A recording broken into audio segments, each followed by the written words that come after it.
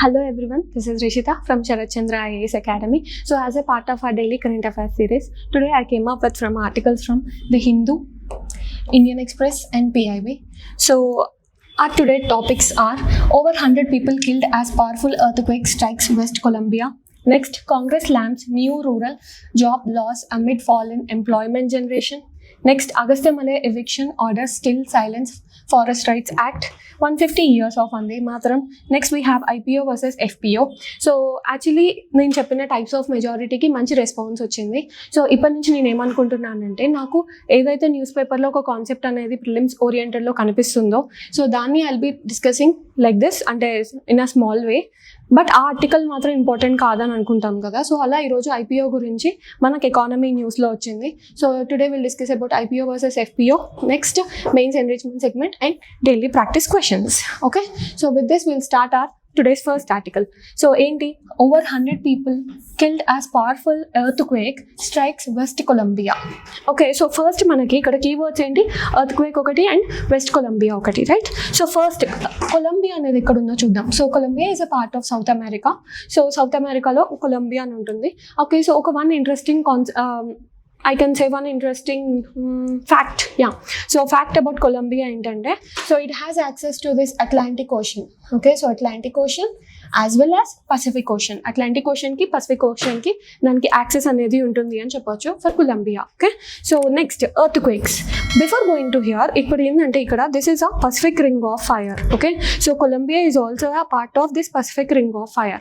So what is so important about this Pacific ring of fire enti ante nearly 85 to 90% of earthquakes యాన్యువల్గా మనకి ఈ Pacific ring of fire చుట్టూనే అవుతూ ఉంటాయి అని చెప్పచ్చు అనమాట. ఓకే, సో అదొకటి. అండ్ ఈసారి వెస్ట్ కొలంబియాలో ఎర్త్క్వేక్ అనేది లాస్ట్ 10 yearsలో ది వర్స్ట్ ఎర్త్క్వేక్ అనమాట. ఎందుకు అంటే nearly 7.4, okay, not nearly, exactly, yeah, so కరెక్ట్గా చూడాలంటే 7.4 మ్యాగ్నిట్యూడ్ అనేది రికార్డ్ అయింది అని చెప్పొచ్చు అనమాట. ఓకే, సో ఈసారి ఎంత ఉంది, 7.4 మ్యాగ్నిట్యూడ్ అనేది రికార్డ్ అయిందనమాట. ఓకే, సో ఇప్పుడు మనం ఇంకో కంటెక్స్లో ఏం నేర్చుకోవాలి, what is an earthquake, right? So మనం in today's prelims topic will discuss what an earthquake is. So ఎర్త్క్వేక్ని తెలుగులో ఏమంటారండి, భూకంపం అంటారు, రైట్? సో భూకంపం అనేది ఎలా, సమ్ సార్ట్ ఆఫ్ షివరింగ్ అనేది వస్తుంది మనకి, రైట్? సో అసలు ఆ షివరింగ్నెస్ అనేది ఎందుకు వస్తుంది అంటే some sort of shaking of the earth surface అనేది ఎందుకు వస్తుంది. సో ఎర్త్లో కనుక మనం చూస్తే first you will have core, next you will have mantle and next you will have crust కదా. సో 3 layers ఉంటాయి. సో ఈ ఎర్త్ క్వేక్స్ అనేవి జనరల్గా ఎర్త్ క్రస్ట్లో జనరేట్ అవుతాయి. ఎలా అంటే సమ్ సార్ట్ ఆఫ్ డిస్టర్బెన్స్ వల్ల ఇలా ఇలా ఇలా ఇలా షేక్ అవుతున్న వేవ్స్ అనేవి ఇలా ఇలా ఇలా ట్రాన్స్ఫర్ అవుతూ ఉంటాయి అన్నమాట బయటికి. ఓకే, సో దాన్ని మనం ఎర్త్ క్వేక్ అంటాం. సడన్ రిలీజ్ ఆఫ్ ఎనర్జీ, ఈ వేవ్స్ ద్వారా మనకి ఎనర్జీ అనేది రిలీజ్ అవుతుంది. Okay, so in the earth crust producing seismic waves అనమాట. ఓకే, సో అసలు ఈ సెస్మిక్ వేవ్స్ అనొచ్చు, లేదంటే సడన్ రిలీజ్ ఆఫ్ ఎనర్జీ అనేది ఎందుకు వస్తుంది. లైక్ ఫర్ ఎగ్జాంపుల్ ఇప్పుడు ఇది ఒక కాంటినెంటల్ ప్లేట్, ఇది ఒక కాంటినెంటల్ ప్లేట్ అనుకుందాం. సో సడన్గా వచ్చి ఇలా ఇలా డీ కొట్టాయి అనుకో, అప్పుడు ఏమవుతుంది, సమ్ సార్ట్ ఆఫ్ ఎనర్జీ అనేది రిలీజ్ అవుతుంది కదా. సో దాన్ని అనవచ్చు. లేదు అంటే ఇప్పుడు ఫర్ ఎగ్జాంపుల్ మనం చాలా ప్రాజెక్ట్స్ చేస్తున్నాం in terms of infrastructure, like బ్రిడ్జెస్ని కన్స్ట్రక్ట్ చేయడం, డ్యామ్స్ని కన్స్ట్రక్ట్ చేయడం. సో అప్పుడు ఏమవుతుంది, ఎర్త్ సర్ఫేస్ని అంటే ఎర్త్ క్రస్ట్ని చాలా డ్రిల్ చేస్తారు, రైట్? సో ఆ డ్రిల్లింగ్ ప్రాసెస్లో కూడా మనకి సెస్మిక్ వేవ్స్ అనేవి జనరేట్ అవి ఎర్త్ క్వేక్స్ అనేవి వస్తూ ఉంటాయి. సో అలా అయితే ఈ పర్టికులర్ కంటెక్స్లో మనం ఎర్త్ క్వేక్స్లో కొన్ని concepts we have to learn. So what are those concepts?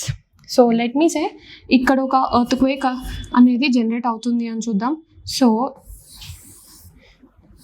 Yeah, so ఎక్కడైతే ఎర్త్క్వేక్ వేవ్స్ అంటే సెస్మిక్ వేవ్స్ అనేవి జనరేట్ అవుతాయో so that is called focus or hypocentre. This is called focus or hypocentre. దాని perpendicular straight ఒక point ఉంది చూడండి, that is called epicentre. Okay, so దీన్ని ఏమంటాం, epicentre. Okay, so this epicentre, okay, so ఈ epicentre ఏరియానే most affected ఉంటుంది అనమాట in terms of earthquake. Okay, so most affected centre is epicentre. Okay, తర్వాత నెక్స్ట్ ఇక్కడ సెస్మోగ్రాఫ్ ఆర్ సెస్మోమీటర్ అంటే ఏంటంటే it records seismic waves. Okay, తర్వాత next we have Richter scale. Okay, so ఈ Richter స్కేల్లో ఏంటంటే ఇందాక ఏం చెప్పాను, కొలంబియాలో 7.4 మ్యాగ్నిట్యూడ్ వచ్చింది అని చెప్పాను, రైట్? సో అది ఎలా తెలుస్తుంది, త్రూ దిస్ పర్టికులర్ స్కేల్. ఆ తర్వాత next Mercalli scale. Mercalli scale అంటే ఏంటంటే it measures the intensity.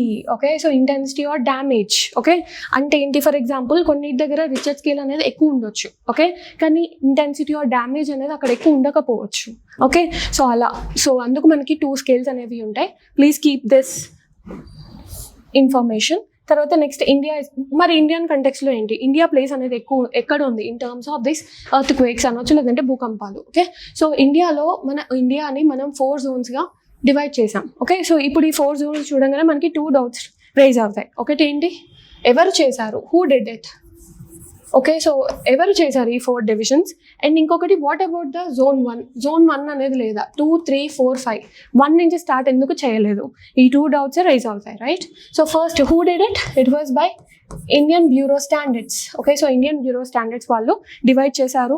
And zone 1 అనేది ప్రీవియస్గా మనకి ఉండేది, కాకపోతే వీళ్ళు ఏం ఆలోచించారు అంటే because of this infrastructure and everything. Okay, so rapid urbanisation వల్ల ప్రతి ఒక్క ప్లేస్ అనేది in some of the other way some sort of earthquake జోన్లోనే ఉండే ఛాన్సెస్ ఎక్కువ ఉన్నాయి. ఓకే, సో అలా మనం prevention is better than cure అనుకోవడం కోసం జోన్ 1 అంటే ఏంటి, అస్సలు లీస్ట్ ఎఫెక్టెడ్ లేకుండా అన్నిటి దగ్గర సమ్ సార్ట్ ఆఫ్ మెజర్స్ అనేవి తీసుకోవాలి in order to reduce this earthquakes అని చెప్పి జోన్ 2 నుంచి స్టార్ట్ చేశారు. అంటే zone 1 areas are also included in to zone 2. Okay, so ఇలా గుర్తుపెట్టుకోండి. అండ్ జోన్ 5 అంటే ఏంటంటే they are high risky zones అని చెప్పొచ్చు. జోన్ 2 అంటే lowest risk. Okay, so lowest, not no risk at all అని కాదు, బట్ లోయెస్ట్ రిస్క్. ఓకే, తర్వాత నెక్స్ట్ ఈ 3 ఏరియాస్ ఆఫ్ ఇండియా అనేది they are much prone to this earthquakes. First ఏంటంటే Himalayan region. ఎందుకు హిమాలయన్ రీజియన్ అంటున్నాం, సి మనం కనుక ఇండియాని చూస్తే, I'll just draw sample diagram of India. So okay, I'll just draw linearly so that you can understand. In this Kashmir also included. Okay, so wait, I'll draw a good diagram.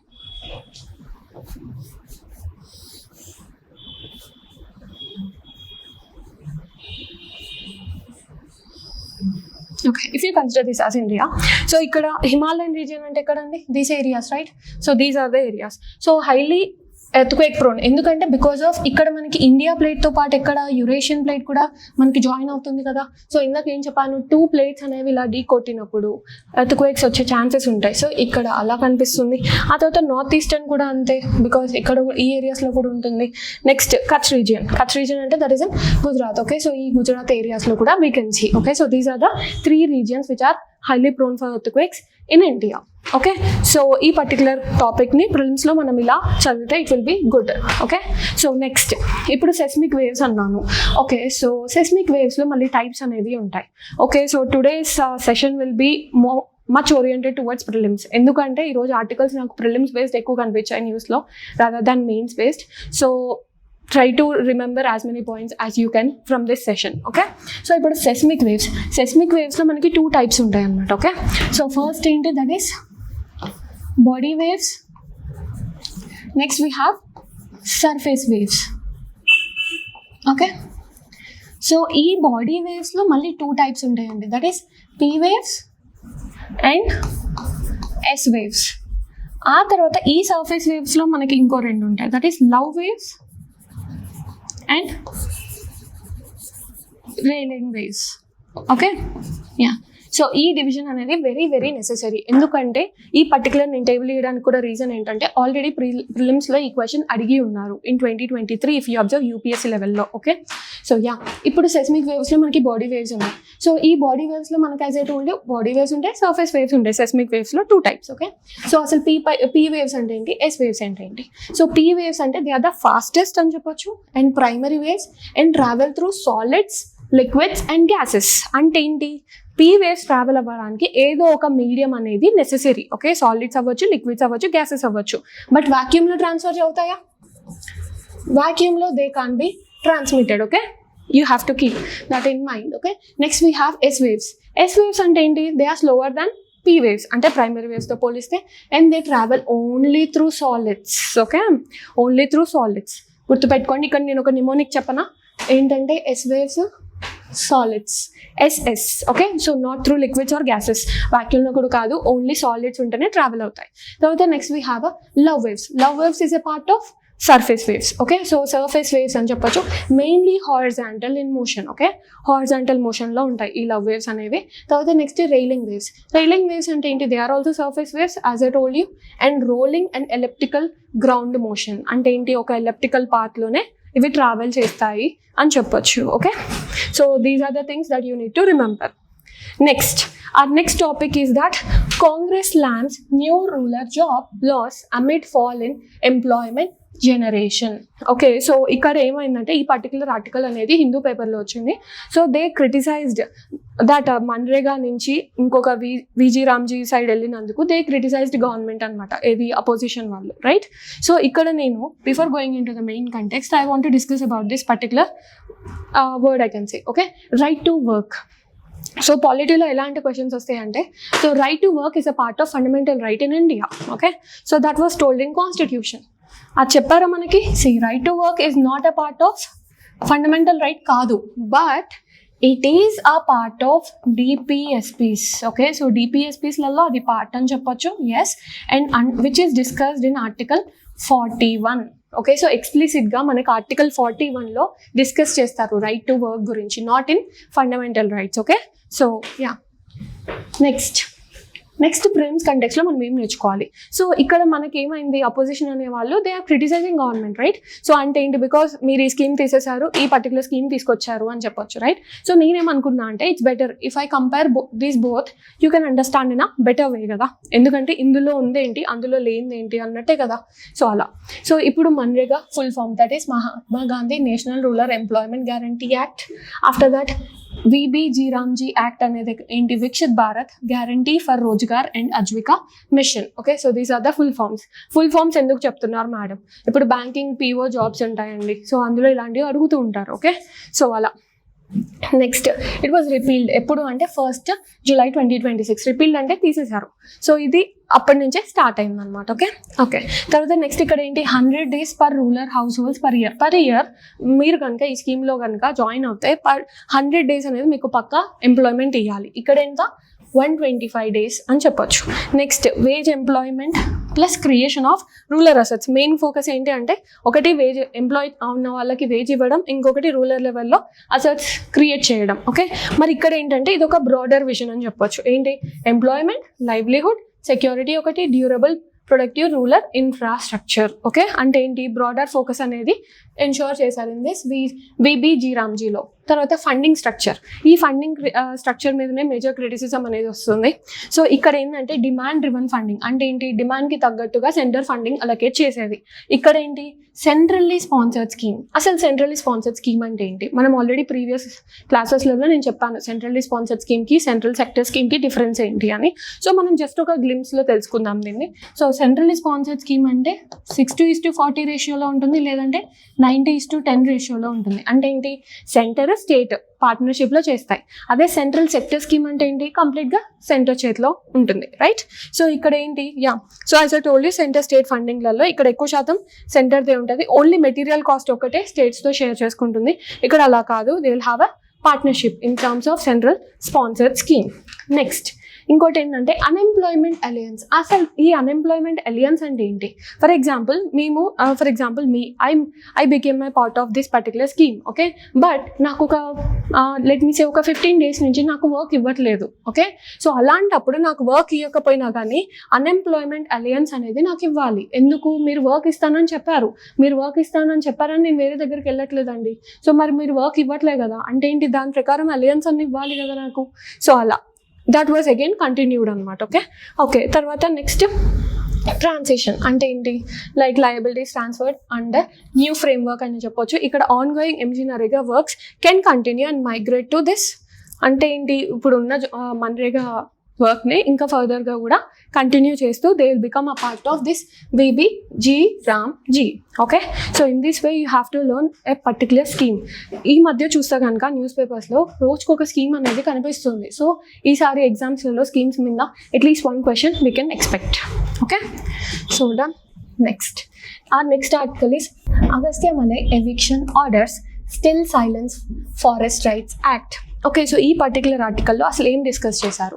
So Agastya malai దగ్గర ఉన్న బయోస్పియర్లో ఉన్న పీపుల్ని, అంటే I can say tribes, okay, so ఆ ట్రైబ్స్ని eviction చేయడం జరుగుతుంది. Okay, so ఆ eviction టైంలో ఏంటి, forest rights act, okay, so which ensures the rights of tribals, okay, so దాన్ని డైల్యూట్ చేస్తున్నారు, ఓకే, సో దానికి అగేన్స్ట్గా వెళ్తున్నారు అని చెప్పి ఈ పర్టికులర్ ఆర్టికల్లో మన వాళ్ళు డిస్కస్ చేశారనమాట. ఓకే, సో ఈ పర్టికులర్ ఆర్టికల్ వల్ల మనకి ప్రిలిమ్స్ కంటెక్స్లో ఈ అగస్త్య మలై బయోస్పియర్ రిజర్వ్ గురించి అండ్ ఫారెస్ట్ రైట్స్ యాక్ట్ గురించి మనం తెలుసుకోవాల్సి వస్తుంది.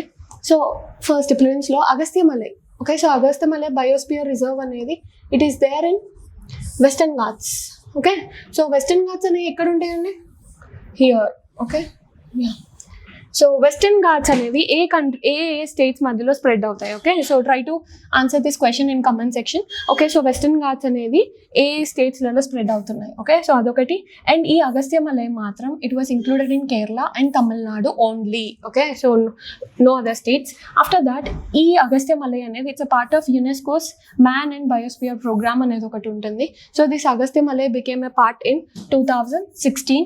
సో ఈ అగస్త్య మలై రీజియన్లో ఇంపార్టెంట్ ట్రైబ్ ఏంటి మనకి అంటే it is Kani tribe. Okay, so Kani tribe అని చెప్పొచ్చు. తర్వాత protected areas, these are also important. ఎందుకంటే చందూర్నై అనేది ఎగ్జామ్ వాళ్ళకి చాలా చాలా ఫేవరెట్ ప్లేస్. నేను రాసిన ఇప్పటిదాకా ఎగ్జామ్స్లలో have seen nearly 2-3 exams have asked about this protected area. Okay, so అందుకు నెయ్యర్ ఒకటి, పెప్పారా అనేది ఒకటి, చందూర్నై ఒకటి, అండ్ కలాకాట్ అండ్ ముదంతురై అనేది ఒకటి. So these are the protected areas. So just mug up these areas. Okay, తర్వాత నెక్స్ట్ ప్రిలిమ్స్ ట్రాప్లో నేను ఏం చెప్దాం అనుకుంటున్నా అంటే ఈ అగస్త్య మలై అనగానే మనకి కేరళ, తమిళనాడు అని గుర్తుపెట్టుకుంటాం as I told you here. కాకపోతే స్టేట్మెంట్స్ ఎలా వస్తాయంటే it is also extended to Karnataka అని అంటారు. But no, it is not extended. Okay, ఎందుకంటే పక్కా స్టేట్ అనేసరికి మనకు ఒక డౌట్ జనరేట్ అవుతుంది, రైట్? సో అలా it is not and Karnataka. Okay, so that's it. And next ఇప్పుడు ఫారెస్ట్ రైట్స్ యాక్ట్. ఓకే, ఈ పర్టికులర్ ఫారెస్ట్ రైట్స్ యాక్ట్ అనేది ప్రిలిమ్స్లో యాజ్ వెల్ యాజ్ మెయిన్స్లో చాలా ఇంపార్టెంట్ అనమాట. ఓకే, సో ఇది ఎప్పుడు వచ్చింది? 2006లో.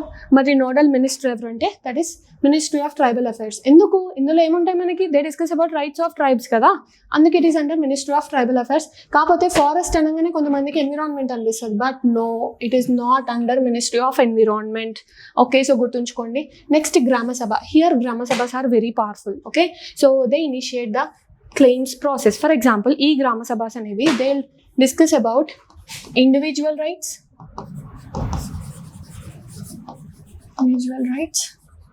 and collective rights. Okay, so they discuss about both rights like individual rights and collective rights అని చెప్పొచ్చు.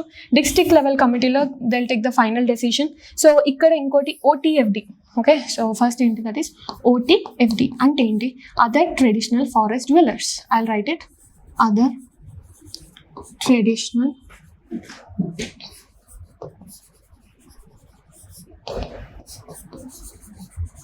ఫారెస్ట్ డ్వెల్లర్స్ అంటే ఏంటి? అదర్ ట్రెడిషనల్ ఫారెస్ట్ డ్వెల్లర్స్ అంటే ఏంటి? ఇప్పుడు నేను ఏం చెప్పాను? షెడ్యూల్డ్ ట్రైబ్స్ గురించి మాట్లాడతారు, రైట్స్ అని చెప్పొచ్చు. సో బట్ అక్కడ ఆ పర్టికులర్ రీజియన్లో ఆ షెడ్యూల్డ్ ట్రైబ్స్ కింద కాకుండా వేరే వాళ్ళు కూడా ఉండొచ్చు, రైట్? సో వాళ్ళ గురించి మాట్లాడేది this other traditional forest dwellers. అసలు డ్వెల్లర్స్ అంటే ఏంటి? డ్వెల్లర్స్ అంటే ఏంటంటే ఆ స్పెసిఫిక్ రీజియన్లో నివసించే వాళ్ళు అని చెప్పొచ్చు. ఓకే, సో ఫారెస్ట్ డ్వెల్లర్స్ అంటే ఏంటి? ఆ పర్టికులర్ ఫారెస్ట్లో ఉండేవాళ్ళు ఆర్ ఆ పర్టికులర్ ఫారెస్ట్లో నివసించే వాళ్ళు అనమాట. ఓకే, సో వాళ్ళకి ఏంటి క్రైటీరియా అంటే 75 years or 3 generations before 13th December 2005. అంటే 13th December 2005 కంటే ముందు 3 generations కానీ 75 years నుంచి కానీ వాళ్ళ హెరిడిటరీ అనేది ఆ పర్టికులర్ ఏరియాలో ఉండాలి. ఓకే, సో అదొకటి. ఆ తర్వాత MFP అంటే ఏంటి? MFP అంటే minor forest produce. Okay, minor forest produce. So rights include ownership and disposal, not merely collection. ఈ మైనర్ ఫారెస్ట్ ప్రొడ్యూస్ కింద they can have their ownership అనమాట ఆన్ దట్ పర్టికులర్ లీవ్స్ అవ్వచ్చు, లేదంటే some sort of resources from the forest. Okay, so తర్వాత next forest rights are not transferable అంటే ఏంటి? For example నేను ఉన్నాను, okay, I belong to Telangana, right? So అలా కాకుండా ఇప్పుడు అగస్త్య మలైలో నేను వెళ్ళి I thought of buying something, so అట్లా ట్రాన్స్ఫర్లు అవుతాయా నాకు? నో. ఎందుకు అవి these forest rights are only hereditary, అంటే వారసత్వంగా మాత్రమే వస్తాయి, పక్కన వాళ్ళకి ట్రాన్స్ఫర్ చేయడానికి కుదరదు. ఓకే, తర్వాత next FRA recognises both individual and community rights. I already told you this, right? So in this way you have to discuss about Forest Rights Act. ఇది prelims as well as mains context లో important అన్నమాట ఈ particular act అనేది. Okay, our next one is Independence Day celebrations 2026. మనకు తెలిసిందే we are getting our Independence Day, that is August 15th. So to honor 150 years of Vande Mataram and Yuva Shakti for Viksit Bharat 2047. Okay, so ఈ particular context లో మనం వందే మాతరం గురించి తెలుసుకోవాలి, because Vande Mataram in some or the other way news లో ఉంటూనే ఉంది, right? ఒక 4-5 months నుంచి ఉంటుంది, right? So prelims context in terms of Vande Mataram. అసలు చాలా మందికి నేషనల్ యాంథమ్కి నేషనల్ సాంగ్కి డిఫరెన్స్ అర్థం కాదు, right? So today will clarify it. National song అంటే వందే మాతరం, నేషనల్ యాంథమ్ అంటే that is Jana Gana Mana. Okay, so ఇప్పుడు ఈ వందే మాతరం రాసింది ఎవరండి? బంకిం చంద్ర చటర్జీ గారు. ఓకే, తర్వాత నెక్స్ట్ మరి ఫస్ట్ పాడింది ఎవరు? నేను ఇందాక అన్నదేంటి, రాసింది ఎవరు? ఓకే, తర్వాత పాడింది ఎవరు అంటే దట్ ఈస్ రవీంద్రనాథ్ ఠాగూర్ గారు. ఎప్పుడు అంటే INC సెషన్ ఇన్ 1896. ఎక్కడ అయింది అది? కలకట్టాలో. ఓకే, సో ఫస్ట్ పబ్లిక్గా వందే మాత్రం పాడింది ఎవరు మనకి అంటే దట్ ఈస్ రవీంద్రనాథ్ ఠాగూర్ గారు 1896లో కలకట్టా సెషన్లో అని చెప్పొచ్చు.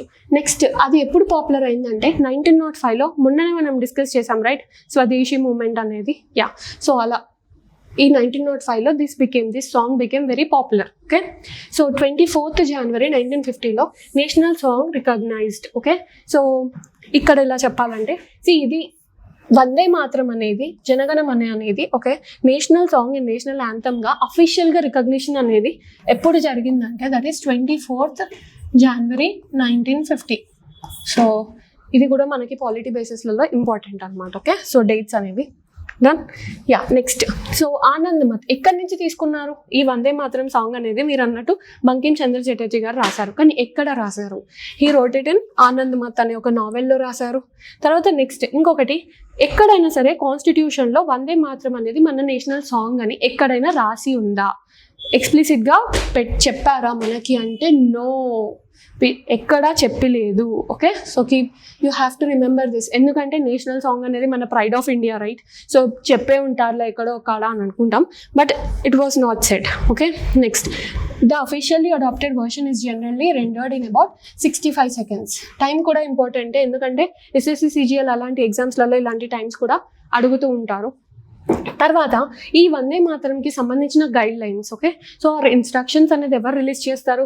వందే మాతరం అనగానే కల్చర్ గుర్తొచ్చేస్తుంది, right? But no, ministry of culture కాదు, it is ministry of home affairs, not ministry of culture కాదు. ఓకే, సో ప్లీజ్ కన్ఫ్యూజ్ అవ్వకండి, మినిస్ట్రీ ఆఫ్ కల్చర్ కాదు but ministry of home affairs issued formal protocol guidelines for Indian national song Vande Mataram when performed alongside the national anthem all 6 stanzas. Okay, so వందే మాతరంలో ఉన్న all 6 stanzas అనేవి must be sung first. అంటే ఏంటి, వందే మాతరంతోనే start చేయాలి అని చెప్తున్నారు. Okay, so that's it for this particular article. So next చెప్పాను కదా already, so types of majority అనేది అయిపోయింది మనం అనుకున్నట్టు. సో ఈరోజు నాకు ఎకానమీ పేపర్లో IPO గురించి చదివాను నేను, బట్ ఆ ఆర్టికల్ అనేది ఇంపార్టెంట్ కాదు, but prelims or some sort of exams కంటెక్స్లో మాత్రం IPO అనేది ఇంపార్టెంట్, రైట్? సో IPOని కూడా డైరెక్ట్గా IPO అని అడగరు, IPO వర్సెస్ FPO ఈ రెండు కాన్సెప్ట్స్కి చాలామంది స్టూడెంట్స్ కన్ఫ్యూజ్ అవుతారు, అందుకు ఆ కన్ఫ్యూజన్నే వాళ్ళు అడుగుతూ ఉంటారు. So with this small points I'll make you understand in a clear way difference between IPO and FPO. Okay, so before going into this నేను ఒక చిన్న example, as I told you economy అనేది త్రూ ఎగ్జాంపుల్స్ నేర్చుకుంటేనే బాగుంటుంది, right? So for example ఏ అనే ఒక particular person ఉన్నాడు, he owned a company. Okay, so ఈ కంపెనీలో ఇద్దరు పార్ట్నర్స్ ఉన్నారండి, ఏ అని బి అండి. ఓకే, సో అంటే ఏంటి, క్యాపిటల్ పెట్టేది ఏ పెడుతుంది ఆర్ బి పెడుతుంది, ప్రాఫిట్ అనేది కూడా ఏ అండ్ బి అనే వాళ్ళు షేర్ చేసుకుంటారు, రైట్? సో ఇలా ఉన్న కంపెనీని కనుక వాళ్ళు అంటే ఇప్పుడు ప్రాఫిట్స్ ఎవరైనా బయటికి ఇస్తున్నారో, వాళ్ళు ఏమైనా బయటికి ఇస్తున్నారా? They are not giving.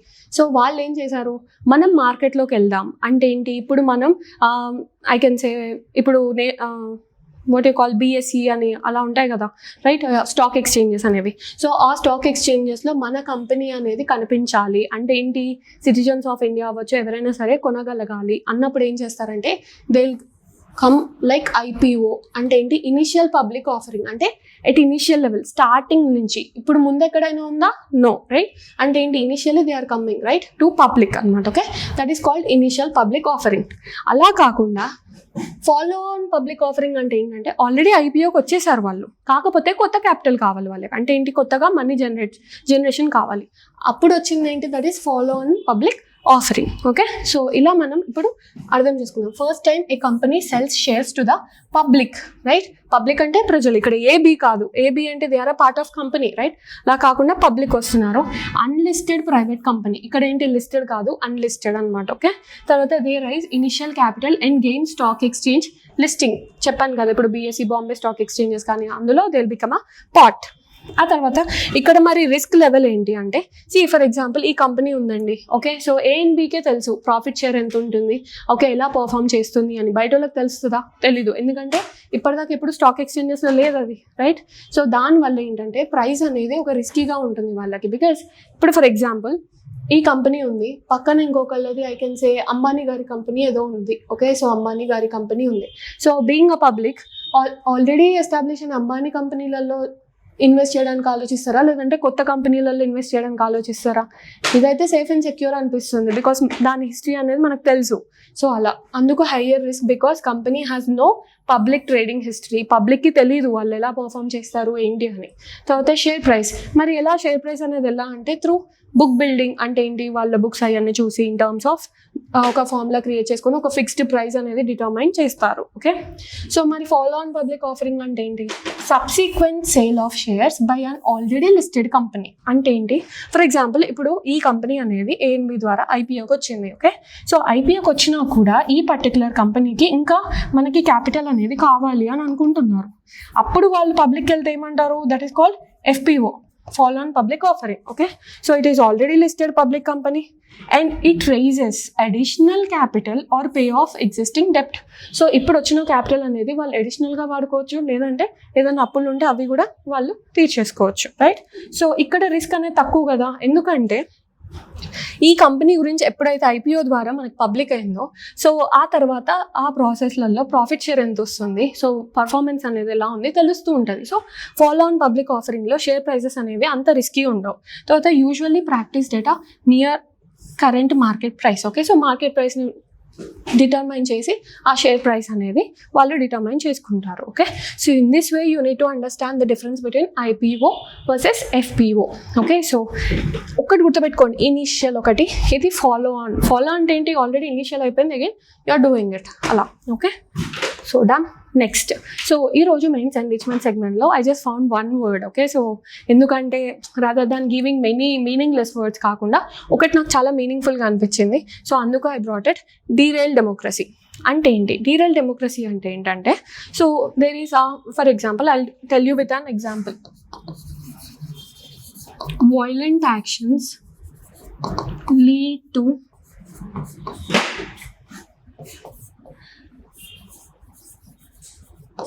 derail democracy. అంటే ఏంటి?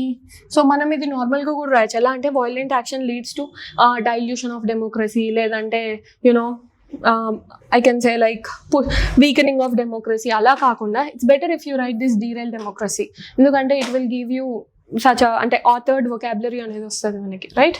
సో అలా అదొకటి. Next, today's quote of the day ఏంటంటే, work is undoubtedly worship but laughter is life. So ఇది సర్దార్ వల్లభాయ్ పటేల్ గారు చెప్పారు. అసలు ఈ పర్టికులర్ కోట్ చెప్పడానికి in order to include there is reason. ఎందుకంటే రీసెంట్గా మనకి ఇండియన్ సర్వీస్ సెక్టర్లో చూస్తే, మేజర్గా సాఫ్ట్వేర్ సెక్టర్ సైడ్ చూస్తే, వర్క్ ప్రెషర్ని హ్యాండిల్ చేయలేక చాలామంది సూసైడ్ అటెంప్ట్స్ అలా చేసుకుంటున్నారు. అంటే ఏంటి, పర్సనల్ లైఫ్కి ప్రొఫెషనల్ లైఫ్కి ఒక పర్టికులర్ డివిజన్ అనేది పెట్టలేకపోతున్నారు.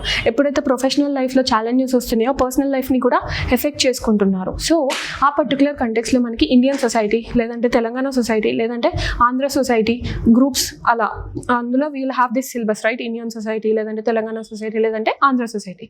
సో ఆ పర్టికులర్ వాటిలలో మనల్ని అడగొచ్చు, ఓకే, ఇది ఇండియన్ సొసైటీలో సూసైడ్ టెండెన్సీస్ అనేవి ఎందుకు పెరుగుతున్నాయి అని చెప్పి.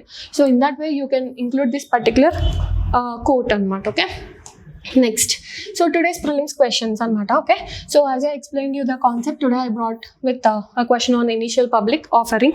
Okay, so just pause the video and try to answer it. Yeah, so next question. So consider the following statements regarding Vande Mataram. So yeah, this also I discussed it, so try to answer this. Yeah, next. So yesterday's question, it is on collegium system, right?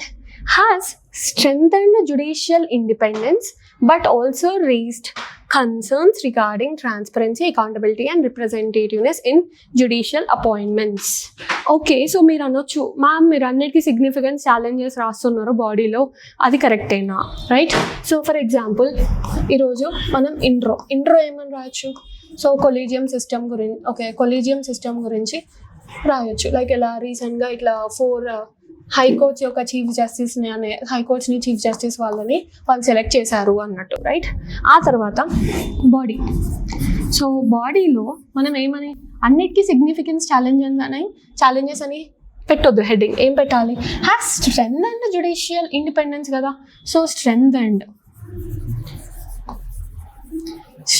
ఎలా strengthen చేసింది? Okay, so ఎలా అంటే like executive authority అనేది తగ్గించేటట్టు చేసింది, executive authority, right? ఆ తర్వాత next judicial independence అనేది పెంచింది, రైట్? ఆ తర్వాత next I can say dilution of judicial power అనేది తగ్గించింది.